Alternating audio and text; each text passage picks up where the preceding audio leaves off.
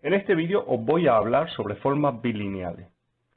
Vamos a resolver un ejercicio que me han enviado por WhatsApp y que era un poco largo para hacerlo en un directo. Y vamos a aprovechar con este ejercicio para introducir y para discutir un poco sobre formas bilineales y algunos conceptos básicos que tenemos que tener en cuenta. Entonces vamos a copiarnos aquí el ejercicio. Dice, se considera la forma bilineal asociada a esta matriz. Nos dan la matriz simétrica, menos 2, menos 6, 10, 2, menos 6, 2, 2, 10. Y aquí tenemos 10, 2, 2, 10. Y aquí menos 2, menos 6, menos 6, menos 2. Dice que la forma bilineal la estamos llamando de esta manera y la consideramos en K4. Esto sería algo parecido al producto escalar. Ahora veremos qué fundamento tiene esta notación y que tenemos que estudiar. La asignatura, descomposición de Sylvester y la descomposición de Witt cuando K es el cuerpo de los racionales y cuando K es el cuerpo de los reales. Vamos a quitar el enunciado. Aquí tenemos apuntado nuestro ejercicio y antes de empezar a resolverlo, como os digo, vamos a discutir un poquillo de cosas que tenemos que saber sobre formas bilineales. Lo primero que tenemos que hacer es definir una forma bilineal. Una forma bilineal va a ser una aplicación de un espacio vectorial, el producto escalar entre dos K espacios vectoriales en un cuerpo, de forma que a una pareja de vectores UV le corresponde cierta imagen. Y esta imagen va a ser lineal en las dos componentes. De ahí que esto se llame formas bilineales. Lineal en cada componente significa que es cerrado para la operación interna, es decir, para la suma y la resta de vectores, y cerrado para la operación externa, es decir, cerrado para el producto por un escalar. Esas son exactamente las mismas condiciones que utilizábamos para definir una aplicación lineal. Ahora tiene que ser lineal en las dos componentes. Al igual que pasa siempre en álgebra, esta aplicación, esta forma bilineal, va a tener asociada o se va a poder representar por medio de una matriz. Y va a estar relacionada con cierta base del espacio vectorial. Entonces, cuando nosotros tenemos esta matriz asociada, si nosotros denotamos por X un vector genérico de n componentes, la n componentes coinciden con la dimensión del espacio vectorial con el que estemos trabajando, entonces la forma bilineal la vamos a poder expresar como U por A por V, y aquí la traspuesta la pondremos, depende de cómo estemos expresando esto. Normalmente los vectores aquí se suelen utilizar como vectores columna, por lo tanto aquí sería U traspuesta por V. De aquí podemos deducir una cosa importante, y es que una forma bilineal siempre va a tener asociada una matriz cuadrada, porque aquí nosotros tenemos el producto escalar de un espacio vectorial por sí mismo, es decir, ambos tienen la misma dimensión. Como U y V tienen la misma dimensión, aquí la matriz A tiene que tener la misma cantidad de filas que de columnas. Siguiente cosa importante. Hemos dicho que esta matriz que representa una forma bilineal está siempre asociada a una base del espacio vectorial, evidentemente.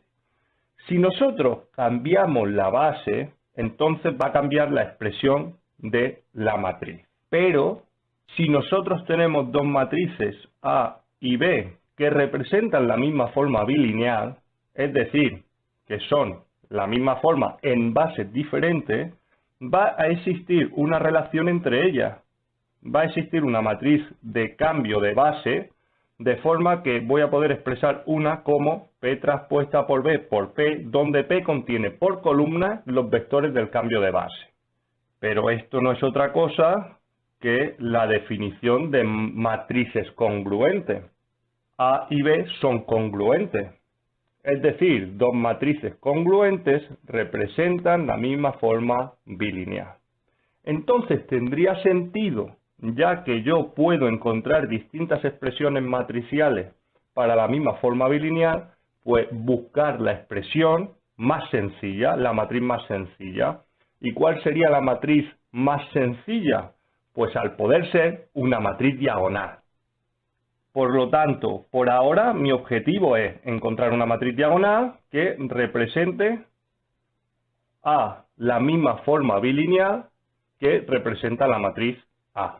Aquí viene entonces un resultado importante, y es el que dice: la matriz asociada a una forma bilineal simétrica respecto a una base ortogonal es diagonal. Es decir, que si yo tengo una forma bilineal simétrica y la referencio con respecto a una base ortogonal,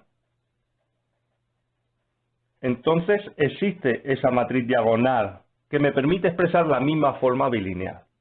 Entonces, una de las cosas importantes que vamos a tener que hacer en las formas bilineales es diagonalizar la forma bilineal. Y para esto vamos a tener tres métodos. El primer método, digamos que sería la diagonalización estándar. La diagonalización de una matriz, valores propios, vectores propios, y tengo la matriz diagonal y la matriz de paso. La segunda forma es un método de Gauss-Jordan generalizado, de forma que cada transformación elemental que yo haga por filas lo tengo que hacer también por columnas. Eso significa que yo tomo aquí mi matriz y aquí mi identidad y voy a hacer transformaciones elementales hasta conseguir aquí una matriz diagonal, y aquí voy a tener una matriz de paso. La matriz de paso traspuesta en este caso va a estar aquí, porque me van a salir los vectores por filas. Cuando yo aquí haga una transformación por filas para hacer ceros, la misma transformación la tengo que hacer por columnas. Imaginaros que hiciéramos fila 2 menos fila 1, pues a la misma vez haría columna 2 menos columna 1. Todo este proceso me permite encontrar lo que sería aquí la matriz diagonal asociada a esa forma bilineal y la matriz de paso. La tercera forma, que es la que yo voy a contar en este vídeo, la que vamos a utilizar para resolver el ejemplo, es encontrar una base ortogonal por un método que se conoce la base ortogonal de Witt, que es el mismo señor que nos están pidiendo la descomposición, aunque la descomposición y la base ortogonal no tienen nada que ver. Este método de encontrar una base ortogonal se parece bastante a la ortonormalización de una base de Gram-Schmidt.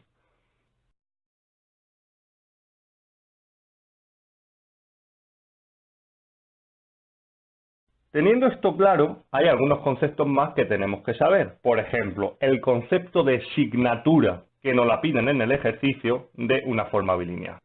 La signatura de una forma bilineal sería un par, RS, donde R representa la cantidad de elementos positivos en la diagonal de la matriz diagonal que representa la forma bilineal y la cantidad de elementos negativos en esa diagonal. Y esto nos va a permitir clasificar una forma bilineal como degenerada o no degenerada, si la suma de estos dos elementos coincide con la dimensión en no degenerada, y si es más pequeño que la dimensión del espacio vectorial, entonces va a ser degenerada. ¿Qué significa que una forma sea degenerada? Pues que tiene vectores que son ortogonales a todo el subespacio. Esto nos sirve para definir lo que se conoce como radical del subespacio, que digamos que el conjunto de vectores del subespacio, de forma que f de v vale 0, son ortogonales. Al pasarlos por aquí el resultado nos da 0 y v van a ser ortogonales con v perteneciente a v, que son los elementos cuya imagen es 0. De hecho, en algunos textos, por ejemplo en el álgebra de Jesús Rojo, que es un libro muy prestigioso, esto lo llama núcleo. Si el radical de v no tiene más elementos que el propio 0, entonces la forma es no degenerada. Y si aquí hay vectores distintos del 0, entonces la forma es degenerada. Y aquí aprovechamos para ver que esto tiene un nombre concreto. Si la imagen de una forma bilineal de dos vectores dados da 0, se dice que esos dos vectores son ortogonales. U es ortogonal a v si y solo si f de uv vale 0. Y de aquí va a surgir una nueva definición, porque ¿qué pasa si un vector es ortogonal a sí mismo, f de u igual 0? Esto se llama vector isótropo. Si un vector es ortogonal a sí mismo, ese vector se llama isótropo. Y eso nos lleva a definir subespacios isotrópicos, que solo tienen vectores ortogonales consigo mismos, son solo vectores isótropos, y espacios no isotrópicos, donde el único vector isótropo es el 0. Entonces, con todo este pupurrí de conceptos, lo que vamos a hacer es resolver el ejercicio y vamos a ver cómo se van aplicando todas estas cosas que hemos dicho. Volvemos al ejercicio. Tenemos que encontrar la asignatura, la descomposición de Sylvester y la descomposición de Witt. Las dos descomposiciones las voy a definir cuando vayamos a resolver esa parte. Entonces, lo primero que vamos a hacer es encontrar la asignatura de esta forma bilineal. Para encontrar la asignatura, lo que vamos a tener que hacer es diagonalizar. Hemos dicho que había tres formas, así que os invito a que hagáis la diagonalización por medio de las otras dos formas que no voy a hacer yo. Pienso que son más comunes y más generalizadas, entonces yo voy a introducir la que casi no se conoce, la que no es tan famosilla. Hemos dicho que la primera forma que teníamos era la diagonalización estándar de matrices, valores propios y vectores propios, pues eso, darle caña, la diagonalizáis y veis a ver lo que sale. El segundo método era una especie de generalización del método de Gauss-Jordan, donde las transformaciones que hacíamos por filas también las teníamos que hacer por columnas. Entonces, eso, pensarlo, que también es sencillo. Gauss-Jordan lo tenemos dominado y no es difícil dar el siguiente paso. Entonces, vamos a encontrar una base ortogonal de Witt. Base ortogonal .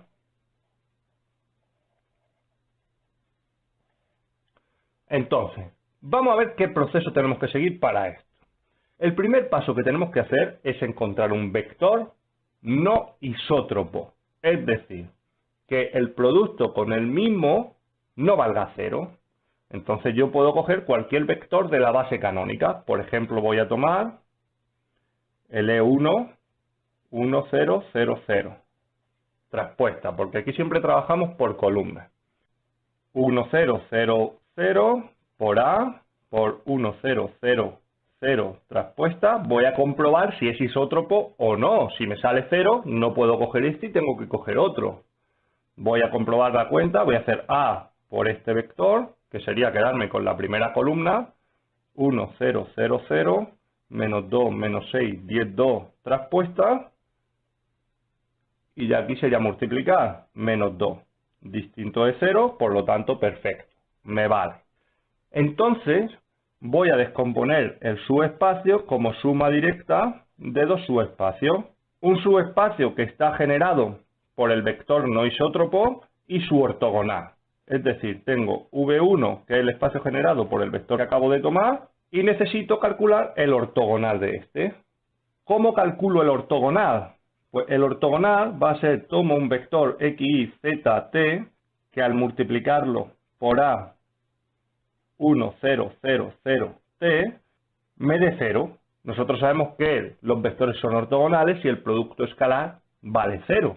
Por lo tanto, aquí aprovecho que yo ya he hecho A por el vector este traspuesto, que me ha salido menos 2, menos 6, 10, 2, y lo tengo como resultado de este. Por lo tanto, x, y, z, t, por menos 2, menos 6, 10, 2, y me sale menos 2x, menos 6y, más 10z, más 2t, igual 0. Simplifico la ecuación, menos x, menos 3y, más 5z, más t, igual 0. Y elijo una base del subespacio generado por esta ecuación. Esta sería la ecuación implícita de un subespacio vectorial. Pues sería x igual a menos 3y más 5z más t, y vale y, z vale z y t vale t. Por lo tanto, con esta paramétrica yo puedo conseguir, me lo pongo aquí mismo, V1 ortogonal sería el espacio generado por menos 3, 1, 0, 0. Puedo coger los coeficientes de cada una de las variables que se comportan como parámetro. Es decir, el coeficiente de la y, menos 3, 1, 0, 0. El coeficiente de la z, 5, 0, 1, 0. 5, 0, 1, 0. Y aquí tengo el 1, 0, 0, 1. 1, 0, 0, 1. Perfecto, pues ya tenemos el espacio vectorial descompuesto en una suma directa de un subespacio que está generado por un vector no isótropo, es decir, es un subespacio vectorial no isotrópico, y su ortogonal. ¿Cómo procedemos ahora? Pues ahora vamos a proceder iterativamente. Cojo del ortogonal un vector no isótropo. Pues yo veo que el más sencillo puede ser el 1, 0, 0, 1. Voy a comprobar si es isótropo o no. Entonces tomaría el 1, 0, 0, 1 por A por 1, 0, 0, 1 traspuesta. Aquí tendría que esto sería sumar la primera y la tercera columna. 1, 0, 0, 1 por menos 2 más 2, 0, 4, 4, 0. 0, 4, 4, 0, traspuesta, y me sale 0. Por lo tanto, el vector es isótropo. Eso significa que no puedo tomar este vector, tengo que tomar otro. Pues voy a tomar el menos 3, 1, 0, 0. Menos 3, 1, 0, 0 por A, menos 3, 1, 0, 0, traspuesta, menos 3, 1, 0, 0, y multiplico la matriz por este vector, que sería 3 por 2, 6, menos 6, 0. Esto es un menos 2, que sería 6 por 3, 18, menos 2, 16. Ahora tenemos menos 30 más 2, menos 28. Y menos 6 más 10, 4. Y multiplicamos menos 3 por 0 y 1 por 16, 16 distinto de 0. Por lo tanto, este vector es no isótropo y ortogonal al vector V1. Por lo tanto, ahora voy a descomponer el subespacio vectorial como suma de dos subespacios, el V2 y su ortogonal, donde V2 va a ser el subespacio generado por el vector que tenía 1, 0, 0, 0 y el vector que acabo de conseguir, menos 3, 1, 0, 0, y su ortogonal. Y el ortogonal, pues necesito un vector que al multiplicarlo por estos dos me dé 0. X, A, 1, 0, 0, 0 traspuesto y X, A, menos 3, 1, 0, 0 traspuesto tiene que dar 0. La X es un vector de componentes, como hemos dicho en la hoja de teoría. De aquí sencillamente, como yo ya tengo estos productos, tengo que hacer, esta va a ser la misma ecuación que me ha salido aquí, y ya la tengo simplificada. Voy a tener menos x menos 3y más 5z más t igual 0, y esta se me queda x por, y esta multiplicación de aquí es 0, 16 menos 28, 4, 0, 16 menos 28, 4 igual 0, que yo ya la voy a simplificar porque puedo dividir entre 4, pues tengo 4y menos 7z y más t igual 0. Resuelvo este sistema y lo expreso en forma paramétrica y ya puedo tener una base del espacio V2. Voy a despejar la t de la última ecuación, menos 4y más 7z. La sustituyo en la primera, menos x menos 3y más 5z menos 4y más 7z igual 0. Tenemos menos 3 menos 4 menos 7 y 5 y 7 son 12, z, y la x que pasa al otro lado, positiva. Por lo tanto, la paramétrica se me queda menos 7y más 12z, la y vale y, la z vale z, y la t vale menos 4y más 7z. Por lo tanto, puedo volver a elegir los vectores del subespacio ortogonal como los coeficientes de las variables que se comportan como parámetros. Tenemos la y, menos 7, 1, 0, menos 4, menos 7, 1, 0, menos 4, y la z, 12, 0, 1, 7. 12, 0, 1, 7. Y volvemos a proceder recursivamente. Voy a elegir un vector de aquí que no sea isótropo. Cojo, por ejemplo, el primero, menos 7, 1, 0, menos 4, por A, menos 7, 1, 0, menos 4, traspuesta. Voy a multiplicar, menos 7, 1, 0, menos 4. Cogemos la calculadora, tenemos menos 7 por menos 2, 14, menos 6, menos 4 por 2, 8, 0, menos 7 por menos 6, 42, menos 2, menos 40, 0, menos 10 por 7, menos 70, más 2, y menos 6 por menos 4, menos por menos más 24, más 24. Tenemos menos 44 y nos queda la última, menos 7 por 2, menos 14, más 10 y menos por menos más 4 por 2, 8 y nos sale 4. multiplicamos y se nos queda 4 por 4, 16, menos 16 distinto de 0. No isótropo, nos vale. Entonces ya podemos descomponer el subespacio como suma de un V3 más su ortogonal, donde V3 va a ser el subespacio generado por los dos vectores que tenía de antes, menos 3, 1, 0, 0, el que acabo de calcular, menos 7, 1, 0, menos 4, V3 y su ortogonal, que el ortogonal lo generan el vector que multiplicado por estos tres vectores salga 0. Es decir, x a 1, 0, 0, 0 traspuesta tiene que valer 0, x a menos 3, 1, 0, 0 vale 0 y x a menos 7, 1, 0 menos 4 traspuesto vale 0. Ese sistema. La primera ecuación es la que teníamos aquí, simplificada, menos x menos 3y más 5z más t vale 0. La segunda también la teníamos ya de antes, 4y menos 7z más t igual 0. Y esta tercera ecuación es la que tenemos que sacar. A por menos 7, 1, 0 menos 4 lo tenemos aquí, el 0, 0 menos 44, 4, al multiplicar por x, pues se nos quedaría menos 44z más 4t, que simplificando se nos queda menos 11z más t igual 0. Tenemos el sistema, lo resolvemos. T vale 11z, 11 menos 7 son 4z, que pasa restando negativo, y igual menos z. Nos metemos en la primera y tendríamos que x, que cambia de lado, tendría que ser menos por menos más 3z más 5z más 11z, 11, 5, 19z. Y nos faltaría que z vale z. Por lo tanto, el vector que genera el ortogonal sería el 19 menos 1, 1, 11. 19 menos 1, 1, 11. Y tenemos que comprobar si este vector es isótropo o no. 19 menos 1, 1, 11. Por A por 19 menos 1, 1, 11 traspuesto. Igual 19 menos 1, 1, 11. Y este producto, pues cogemos la calculadora otra vez. Tenemos la matriz aquí. Sería fila por columna. Por lo tanto, menos 2 por 19, menos 6 por menos 1, más 10, más 22. 0. Menos 6 por 19, menos 2 por menos 1 son más 2, más 2, más 110, 0 otra vez. 10 por 19, 190. 2 por menos 1, menos 2.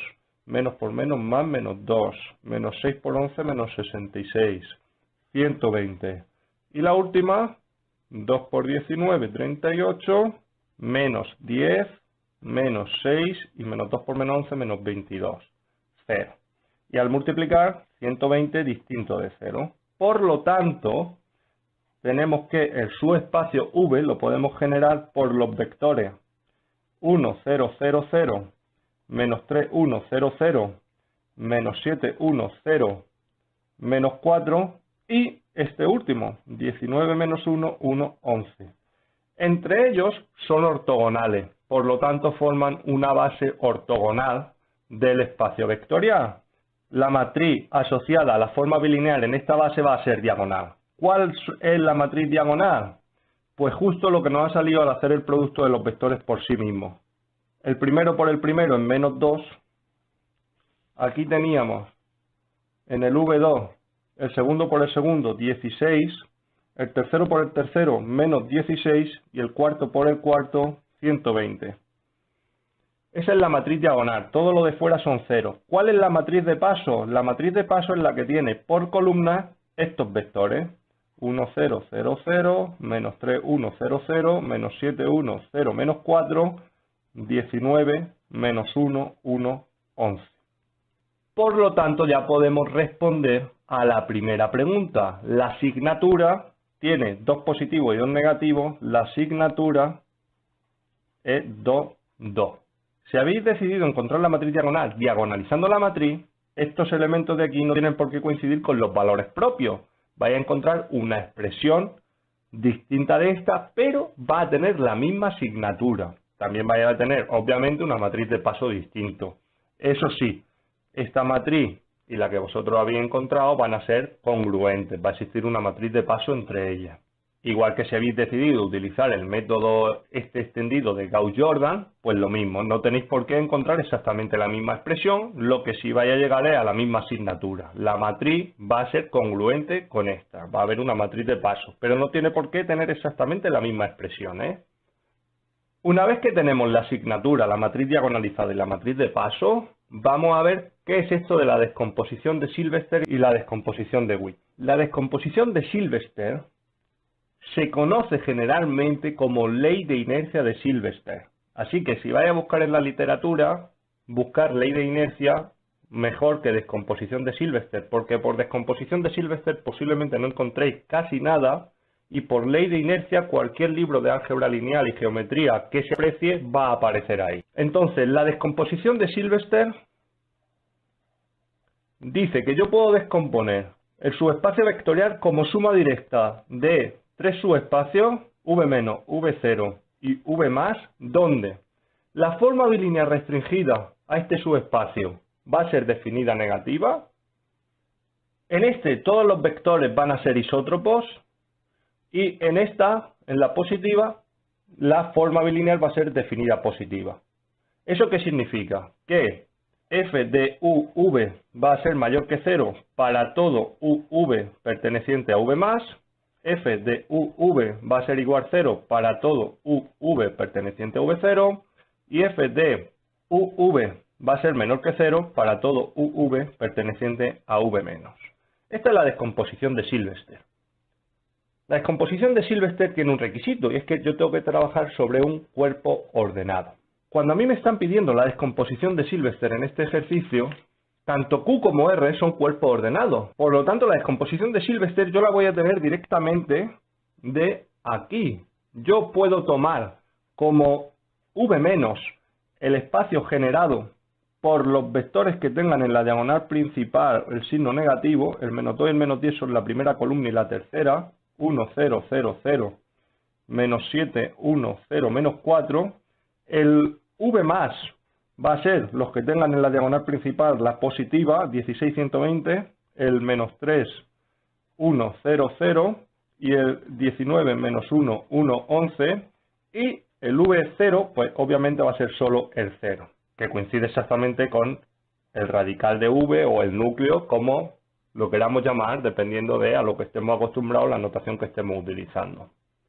Por lo tanto, la descomposición de Sylvester en realidad no tiene ninguna dificultad. Vamos a ver qué es la descomposición de Witt. La descomposición de este tío dice que yo puedo descomponer el espacio vectorial como suma de el radical de V. Es exactamente lo mismo que decir que lo puedo descomponer como un subespacio donde todos los vectores son isótropos, un subespacio isotrópico, que sería el V0, que coincide con el radical, una serie de sumas de planos hiperbólicos y luego otro subespacio no isotrópico. Por lo tanto, aquí aparece un concepto nuevo, que es este de plano hiperbólico. Un plano hiperbólico, el plano va a tener dos dimensiones. Un plano hiperbólico va a ser el subespacio generado por dos vectores, de forma que la forma restringida solo a esos dos vectores tiene matriz asociada 1, 0, 0, menos 1.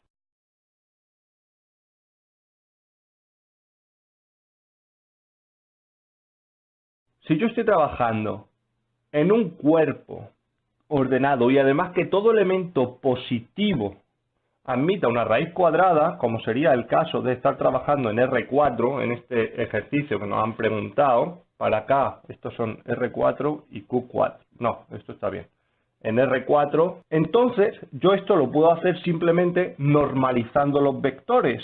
Si pensamos un poco, nosotros tenemos que hacer P traspuesta por A por P. Los elementos de aquí multiplican dos veces al mismo vector. Eso significa que el denominador se multiplica por sí mismo. Por lo tanto, si yo aquí dividiera por la raíz del elemento de la diagonal correspondiente a ese vector, lo que consigo es que aquí estoy dividiendo por la raíz al cuadrado y por lo tanto se me va a quedar en un 1. Entonces, yo podría encontrar una descomposición equivalente a esta de forma que la matriz diagonal asociada tuviera solo unos y menos unos. Y esa descomposición sencillamente sería igual, vamos a llamarlo W si queremos, W menos más W0 más W más, donde el W menos va a ser el 1, 0, 0, 0 está asociado al 2, por lo tanto divido por raíz de 2. 0, 0, 0. Y el menos 7, 1, 0, menos 4, menos 7, 1, 0, menos 4 está asociado a menos 16, dividido por raíz de 16, que vale 4. Por lo tanto, menos 7 cuartos, 1 cuarto, 0, menos 1. El W0 va a ser lo mismo y el W más se me va a quedar. Los positivos, raíz de 16 vale 4, pues este vector de aquí entre 4, menos 3 cuartos, 1 cuarto, 0, 0, y raíz de 120, el último vector, 19 partido raíz de 120, menos 1 raíz de 120, 1 raíz de 120 y 11 raíz de 120. Entonces, si yo tomo parejas de vectores, uno del W menos y uno del W más, lo que voy a tener es una base que me va a generar esta matriz asociada. Por lo tanto, voy a tener un plano hiperbólico. Entonces, si yo tengo un cuerpo que admite raíces cuadradas a los elementos positivos, puedo obtener la descomposición de Witt a partir de la descomposición de Sylvester. Es decir, me crearía el primer plano hiperbólico como el espacio generado por 1 partido raíz de 2, 0, 0, 0, y el menos 3 cuartos, 1 cuarto, 0, 0, y el segundo como menos 7 cuartos, 1 cuarto, 0, menos 1, y 19 raíz 120, menos 1 raíz 120, 1 raíz 120, 11 raíz 120. Y el subespacio se me queda dividido como el V0, el radical de V0, que es el 0 solo, más P1 más P2, y no nos sobra ningún vector, por lo tanto es suma directa de dos planos hiperbólicos. Esto os voy a comentar ahora cómo se calcula el radical. Si os dais cuenta, la condición de admitir raíz de un elemento positivo es fundamental aquí. En Q4 esto no nos vale, porque en Q4 la raíz de 120 no es un elemento. Entonces vamos a tener que hacer la descomposición de otra manera. ¿Cómo? Lo primero que haríamos sería buscar un vector isótropo, es decir, XA, X traspuesto, igual 0. Casualmente, al hacer la base ortogonal nos hemos encontrado con 1, el 1, 0, 0, 1 nos ha dado 0, entonces vamos a utilizar ese porque ya nos ha aparecido, 1, 0, 0, 1 va a ser nuestro vector, lo vamos a llamar U1. Si no hubiéramos encontrado ninguno, pues tendríamos que buscarlo. ¿Cómo? Pues yo me cogería, obviamente no me voy a coger un vector X, Y, Z, T, porque esto me va a salir un infierno, pues me cogería, por ejemplo, un vector que fuera el 1, Y, 0, 0, y buscaría qué valor tiene que tener Y para que este producto me diera 0. Como nosotros hemos encontrado uno ya, pues vamos a utilizar este. Tomamos este vector isótropo. Entonces ahora tomamos otro vector del subespacio, que su producto escalar con este no valga 0. Es decir, X por A por U1 traspuesta, que sería X por este producto, lo teníamos de antes, 0,440, 0,440, que nos sale 4i más 4z, tiene que ser distinto de 0, por lo tanto yo tomo i0 y el z1, nos puede valer el vector, el segundo vector de la base canónica, 0, 1, 0, 0. Pues ya tengo el primer plano hiperbólico, el que generan U1 y E2. Ahora, ¿qué hago? Voy a calcular el espacio ortogonal a este plano hiperbólico, que sería un vector que multiplicado por el U1 me dé 0 y que multiplicado por el E2 me dé 0 también. Aquí estamos usando traspuesta, vectores por columna. Entonces, resolviendo este sistema, yo tendría que X por A1 sería justo esto que tenemos aquí, simplificamos, Y más Z tiene que valer 0, y X por A por E2 sería quedarnos con la segunda columna de la matriz y nos daría la ecuación menos 6X menos 2Y más 2Z más 10 t igual 0. Simplificamos esta ecuación, menos 3x menos y más z más 5t igual 0, y de aquí tenemos que y igual menos z. Si y vale menos z, sustituyo aquí, menos 3x, menos por menos más, z y z, 2z, más 5t igual 0, y tendríamos, despejando por ejemplo la x, igual a 2z más 5t partido 3. Por lo tanto, esa x, esa y, z es z, t es t. Z es z, t es t. Eso nos dice que el subespacio ortogonal al generado por este plano hiperbólico estaría generado por los vectores. Le vamos a dar a la z el valor 3 y así se nos van los denominadores. Tendríamos 2 menos 3, 3 y 0. Y el otro sería, le damos también a la t el 3 y tendríamos 5, 0, 0 y 3. Llegado a este punto tengo que hacer lo mismo que he hecho con v, es decir, consigo un vector isótropo de este subespacio y cuando tengo ese vector necesito encontrar otro del subespacio también que al multiplicarlo por él no dé 0. Entonces esto nos va a servir para ilustrar esto que hemos dicho aquí, que hemos tachado después, porque aquí ha dado la casualidad que nosotros hayamos encontrado durante el proceso de encontrar la base ortogonal un vector que era isótropo, pero nosotros aquí no sabemos un vector isótropo. Nosotros sabemos que los vectores de este subespacio son combinaciones lineales de esto, entonces yo sé que un vector cualquiera va a ser 2x más 5y menos 3x, 3x y 3y. Pues entonces U2 por A por U2 traspuesta tiene que dar 0. ¿Yo qué voy a hacer? Pues le voy a dar a la X el valor 1 y así calcularía un valor de Y para que se cumpliera esto, Le doy a la X el valor 1, entonces tendría el U2, 2 más 5Y menos 3, 3, 3Y. Y tenemos que hacer esta cuenta. 2 más 5Y menos 3, 3, 3Y por A por 2 más 5y menos 3, 3, 3y traspuesta. Esta cuenta, para no perder mucho tiempo o más, que ya el vídeo es bastante largo, la voy a hacer en una calculadora online. Se llama la página Symbolab, está muy bien. Y nos sale 112 más 176y menos 8y cuadrado igual 0, que resolvemos la ecuación y nos sale y igual a 11 más menos 3 raíz de 15. Por lo tanto, si nosotros tomamos el igual a 11 más 3 raíz de 15, vamos a tener que U2 se nos queda 2 más 5 por 11 son 55, podemos poner directamente 57 más 5 por 3, 15 raíz de 15, menos 3, 3 y 33 y 3 por 3, 9 raíz de 15. Y ahora necesitamos un vector del subespacio que no sea ortogonal a este, es decir, que el producto sea distinto de 0. Es decir, probaríamos con el primero mismo, que 2 menos 3, 3, 0, A por U2 traspuesta tiene que ser distinto de 0. Vuelvo a hacer esta cuenta en el Symbolab y efectivamente sale 264 raíz de 15 más 1080, que es distinto de 0. Por lo tanto, esto nos vale. Tendríamos el segundo plano hiperbólico, que es generado por el 2 menos 3, 3, 0 y el U2. Y ya tendríamos que su espacio lo hemos descompuesto como suma de dos planos hiperbólicos, más radical, que es el 0. Y lo tendríamos terminado. Si os dais cuenta, obviamente, es bastante más trabajoso si el cuerpo no admite raíces, hacer la descomposición. Una cosa que os he dicho que os debía, ¿por qué el radical de v vale 0? El radical de v hemos dicho que era el conjunto de los vectores ortogonales a todo el subespacio. Hay dos formas de calcular el radical de v.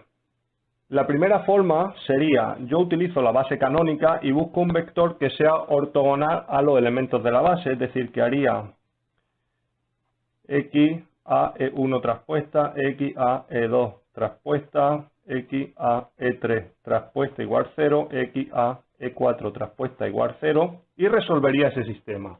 Eso es exactamente como resolver el sistema lineal asociado a esta matriz. El subespacio vectorial generado por este sistema es justo el radical. Pero hay otra forma que aparece de forma implícita cuando nosotros estamos calculando la matriz diagonal. Nosotros, al calcular la matriz diagonal, lo que vamos haciendo es eligiendo una base que es ortogonal, calculando un subespacio ortogonal y eligiendo vectores no isótropos con los vectores de la base y añadiendo vectores ortogonales y no isótropos. Si llega un momento determinado en el que nosotros de ese subespacio ortogonal no podemos coger un vector que no sea isótropo, ese subespacio genera el radical. Y además, los elementos de la diagonal van a ser 0. Por lo tanto, la dimensión del radical coincide con la cantidad de ceros que tengamos en la diagonal al diagonalizar la matriz. Y la base será cuando ya no podamos elegir más vectores que sean ortogonales y no isótropos para ir añadiendo a nuestro subespacio ortogonal no isotrópico. Como veis, el vídeo se ha hecho bastante largo, es un tema bastante extenso. Si veis que ha quedado alguna duda, algún concepto que no ha quedado bastante claro, pues os invito a que escribáis en los comentarios y yo con gusto os contestaré a lo que necesitéis.